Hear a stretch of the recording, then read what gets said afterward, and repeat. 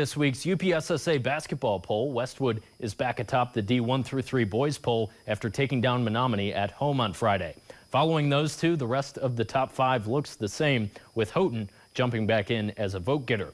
As expected, Forest Park moves back to number 1 in the D4 poll. The Trojans are followed by one-loss Dollar Bay and undefeated Pickford. North Dickinson drops down to 4, while Lance and Bessemer are tied in the 5th spot.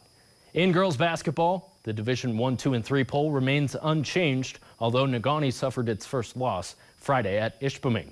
The rest of the top 5 goes Gladstone, Sault Ste. Marie, Kingsford, and Menominee, with Houghton receiving votes. Not much movement in the D4 poll either. Ishpeming stays at number 1 despite a loss to Gladstone last week. Ewan-Trout Creek remains at number 2, Lance at number 3, while Baraga is alone in 4th, and Norway rounds out the top 5.